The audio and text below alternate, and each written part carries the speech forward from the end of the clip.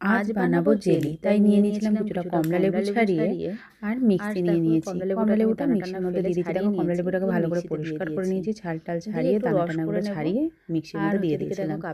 দিয়ে একটু রস বানিয়ে নিয়েছিলাম। এদিকে দেখো আমি হাফ কাপ চিনি নিয়েছি, কিন্তু একটা লেবু নিয়েছি ওই জন্য হাফ কাপ চিনি নিয়েছি।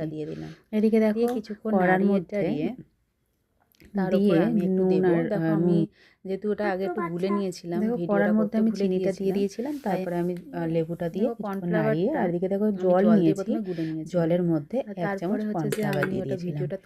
যেহেতু ওটা একটু ভিডিও করতে ভুলে গিয়েছিলাম, তাই জন্য মানে পরে যখন নিচ্ছিলাম তখন ওটা সাদাই দেখা গেছে। আর হচ্ছে তারপর আমি তাই আমি এটা তোমরা যখন করবে এটা প্লেন জলের মধ্যে নিয়ে নেবে। এবারে আমি এই জুসটার মধ্যে দিয়ে দিয়েছি চিনি আর ওই লেবুর রস দিয়ে এটাকে নাড়িয়ে ছাড়িয়ে দেখো পুরো জেলির আকার হয়ে গেছে।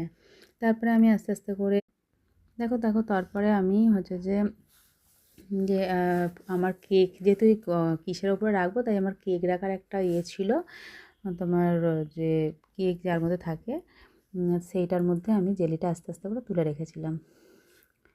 তা যাই হোক, দেখতে বেশ ভালোই হয়েছে। আর জেলিটা তবে ঠান্ডা করার পরে ওটা কেটে পিস পিস করে বাচ্চাদেরকে দেবে, খুব ভালো লাগবে। আর দেখবে যখন আমরা জেলি কিনি তার উপরে একটু সাদা সাদা থাকে, তাই জন্য আমি কী করেছিলাম একটু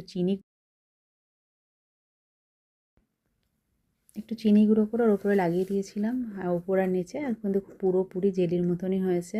আর জিনিসটা ভীষণ সুন্দর হয়েছে। তোমাদের যদি কারোর ভালো লাগে তোমরা বাড়িতে বানিয়ে দেখো।